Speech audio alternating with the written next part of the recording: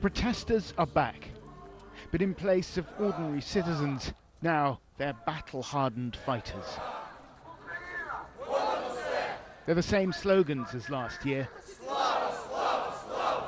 Ukraine above all else. Glory, glory, glory. But in the mouths of the right sector, they take on a more sinister aspect.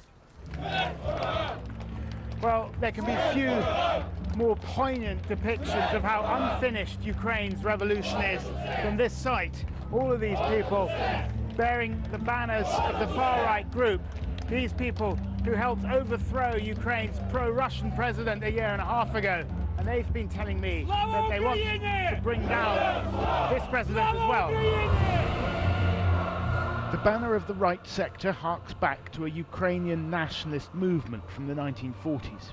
They say the colours represent the blood of Ukrainians spilt upon their country's black soil. Their critics call them fascists and neo-Nazis. We all love our country.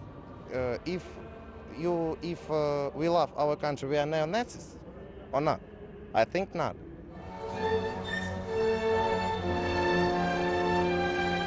On a summer afternoon in the park in Kiev, it's easy to forget all that's happened here in the past 18 months. The revolution, which is known here as Maidan, overthrew the government and then set this country hurtling towards war. Now they're flexing their muscles. In recent weeks, the right sector has been involved in firefights with Ukrainian security forces in the west of the country, hundreds of miles from the front line. These clashes in Mukachevo on the border with the European Union were about control of lucrative smuggling routes, but it was also a show of force, a signal from a strong militia to a weak government. Don't cross us. The right sector's armed battalion has its base here in the woods near the front line. Here they take volunteers and train them for battle. The fighters come from varied walks of life. Few have much military experience.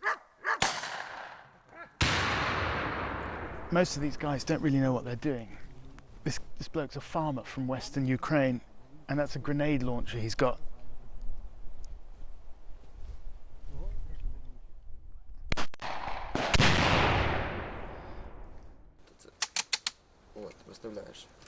The platoon commander is a 19-year-old arts student. He talks about fighting enemies both external and internal. He and his men say the Ukrainian president is a traitor for signing the Minsk peace accords, which call for negotiations over the status of the breakaway regions. Ні, президент ніхто. Він для нас ніхто. Почему? Ну, тому що ми його не вибирали. Ми стояли на Майдані не для того, щоб він зараз обирав особливий статус для Донецька. The right sector says its fighting force is between 2,000 and 3,000 strong. Their leader, Dmytro Yarosh, was keen to dispel concerns that he was trying to overthrow the government by force. Дуже не хотілося б, щоб, звичайно ж, човен наш державний все ж таки не розгойдувався і держава йшла послідовно. After their summit, they all trooped down to Independence Square, the Maidan, the place where revolutions are made. The right sector took less than 2% in parliamentary elections last year, but their popularity is growing.